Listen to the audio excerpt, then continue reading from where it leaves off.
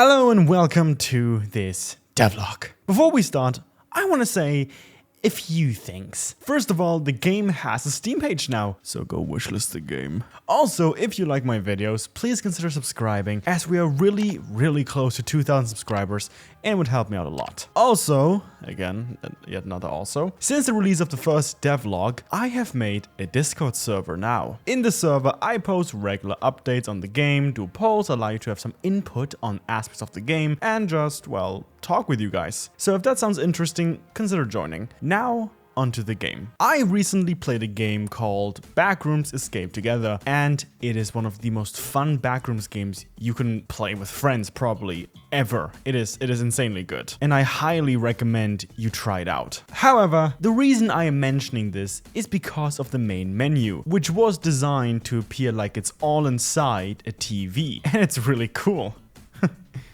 I want that. If you think setting up something like this is rather simple, you're wrong. Because I could not, for the life of me, find a singular fucking video on YouTube or etc. on how to create that TV or CRT effect for the UI elements. And it was driving me insane. But by chance, I had a content pack in my library called Advanced CRT TV, which I used to actually make the effect. And it looks so cool. I'm not gonna explain how I did it, because quite honestly, I don't know. But it works, so if it works, no need to fix it. I then had a single moment of my brain being actually used and made a full 3D environment which represents the actual game. And I absolutely love it.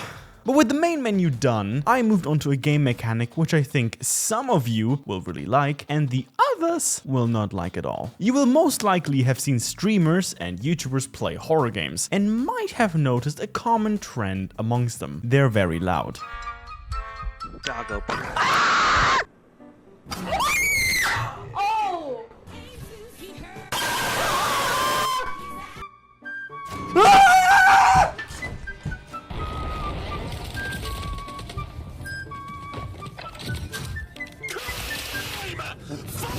Now, I want maximum immersion in my game, and because this is a stealth horror game, I made it so the game can actually hear your voice, and thus the monster can hear you. This was relatively easy to set up, and it worked beautifully.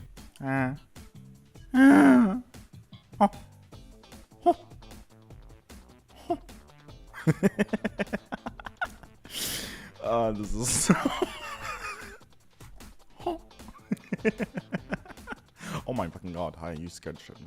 I do have to adjust the values and at what level of loudness the AI can actually fully hear the players, similar to running footsteps, but for now, this is fine. In my last video, someone left a comment saying that I should add hiding to the game, so I did. I started off by getting two props, a bed and a closet. I then met the logic for hiding, but it still needed the most important part, the animation. I made the animations very quickly with Unreal's sequencer, and together they look like this. I then did the same thing for the closet and modified the code a bit more. So the sequencer works with every single instance of the closet and bed in the level. And now we have hiding and its animations. However, I started to really not like those animations, so I modified them a tiny bit to this. You might have also noticed these icons appearing, which are just visual cues for players to know they can hide here. I want to clarify that these are not the final animations, and I will 100%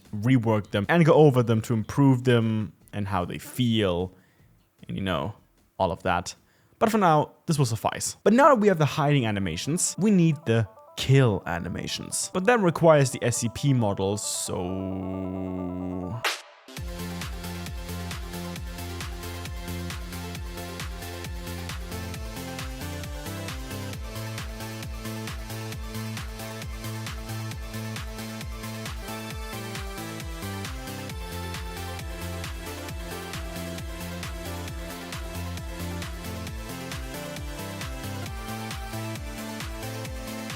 okay, the model's done. I did a bit of work outside of recording, mainly because it was pretty fucking boring and took me a very long time, but the model's done. Is it perfect?